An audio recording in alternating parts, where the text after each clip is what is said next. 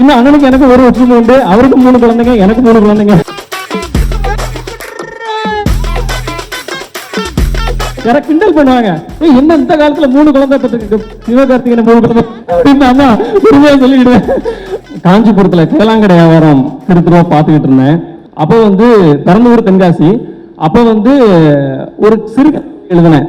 என்னன்னா, நான் காஞ்சிபுரம் வந்து திருத்துருவா வியாபாரம் பார்த்து அப்படி கஷ்டப்பட்டதெல்லாம் எழுதிக்கிட்டே வந்துட்டு கதையை ஒரு பாசிட்டிவா முடிக்கணும் அப்படிங்கிறதுனால சிவகார்த்திகேயன் படத்துக்கு பாட்டு எழுதிட்டேன். இவன் கஷ்டம் இல்லை அப்படின்னு சொல்லி இந்த கதையை பிடிச்சிருந்தேன். என் தம்பிலாம் போன் போட்டு இன்னும் சிவகார்த்திகேயன் படத்துக்கு பாட்டு எழுதியா சொல்லவே இல்லை அப்படின்னு அவன் கேட்டான். இல்ல கதையை ஒரு முடிக்கிறோங்களா, அதுக்காண்டி தான் எழுதுனேன், ஆனா நடந்தாலும் நடக்கும் அப்படின்னு சொன்னேன். அண்ணன் முன்னாடி நிக்கிறேன், படத்துக்கு பாட்டு ரொம்ப சந்தோஷமா இருக்கு. அதான் நிறைய வாய்ப்பு கேட்க தப்பா நினைக்காங்க.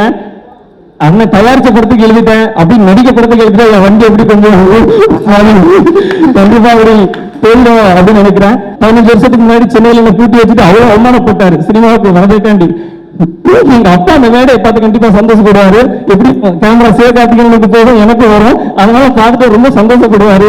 இது ரொம்ப பெரிய மேடை. சுரேஷ் சந்திரா சார், நாசர் சார் சொன்னாங்க, தம்பி பெரிய மேடை கிடைச்சிருக்கு, நீ ரொம்ப பேசக்கூடாது, உன்னையே தான் பேசுறோம் அப்படின்ட்டு. ஆனா ரொம்ப பேசிட்டேன், வேண்டாம். அப்புறம் எஸ்கே ப்ரொடக்ஷன்ல நம்ம கார்த்திகேயன், ரவி பிரதர் எல்லாத்துக்கும் ரொம்ப நன்றி. போன் பண்ணி முந்திர பாட்டுக்கு எவ்வளவு வாங்கினீங்கன்னு கேட்டாங்க. பேஷன் ஸ்டுடியோல வாங்கினா சொன்னேன், எதுவுமே சொல்ல போட்டு விட்டாங்க. அப்பதான் யோசனை ஒரு 20,000 ரூபாய் எக்ஸ்ட்ரா கேட்டுருக்கலாமே, பரவாயில்ல. அடுத்த வாட்டி அது வந்து நடக்கும் நினைக்க. அனைவருக்கும் அன்பு நன்றி. நீங்க 2 பேருக்கும் டைம் இருந்துச்சுன்னா ரியாலிட்டி ஷோல கூட நீங்க 2 பேரும் ஜட்ஜா போலாம். 3 எபிசோட் நீங்க 2 பேர் பண்ணி கொடுத்துருவீங்க.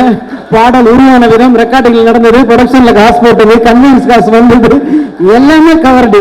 எங்க அண்ணன் எல்லாத்துக்கும் இன்ஸ்பிரேஷன் தெரியும், ஆனா இது வரைக்கும் எடுத்திருக்காருன்னு எனக்கு இதுதான் தெரியும். காஞ்சிபுரத்துல கேளாங்கடை வியாபாரம் திருத்துருவா பார்த்துக்கிட்டு இருந்தேன். அப்போ வந்து பெரம்பலூர் தென்காசி. அப்போ வந்து ஒரு சிறு எழுதினேன்.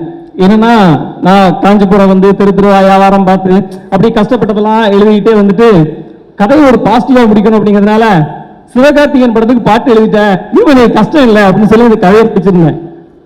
என் தம்பிலாம் போன் போட்டு இன்னும் சிவகார்த்திகேயன் படத்துக்கு பாட்டு எழுதியா சொல்லவே இல்லை அப்படின்னு அவன் கேட்டான். இல்ல கதையை ஒரு முடிக்கிறோங்களா, அதுக்காண்டி தான் எழுதுனேன், ஆனா நடந்தாலும் நடக்கும் அப்படின்னு சொன்னேன். அண்ணன் முன்னாடி நிக்கிறேன், படத்துக்கு பாட்டு ரொம்ப சந்தோஷமா இருக்கு. அதான் நிறைய வாய்ப்பு கேட்க தப்பா நினைக்காங்க.